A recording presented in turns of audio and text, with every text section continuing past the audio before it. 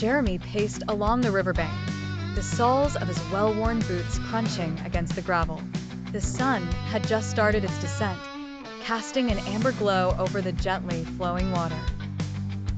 The tranquility of the scene was suddenly interrupted by a series of frantic squawks. Curious, Jeremy quickened his steps and soon came upon an unusual sight. A small duckling, no more than a few weeks old, tangled in a mess of fishing line. The little creature flapped its wings in a desperate attempt to free itself, only to become further ensnared. Without a moment's hesitation, Jeremy knelt down beside the struggling animal. "Hey there, little buddy," he said softly, his voice a soothing balm to the duckling's distress.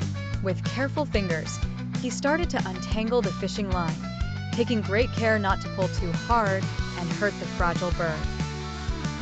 It took a good 10 minutes, but eventually, the last loop of the line came free. The duckling quacked in gratitude and took an experimental waddle. It stumbled a bit, but soon enough, it was back to its waddling rhythm. Jeremy smiled and watched as the duckling made its way back to the river. Just when he thought his good deed for the day was done, he heard a soft cooing sound from above. Tilting his head back, he spotted a pigeon sitting precariously on a tree branch, its wing caught in the fork of two branches. With a sigh and a shake of his head, Jeremy chuckled to himself. Well, it seems today is rescue day. He climbed up the tree, using the robust branches for support. Inch by inch, Jeremy made his way to the distressed pigeon. After a few cautious movements and a near slip, he managed to free the bird. It flapped its wings in sheer joy and took off into the sky, leaving Jeremy clutching the tree trunk, his heart pounding from the effort and adrenaline.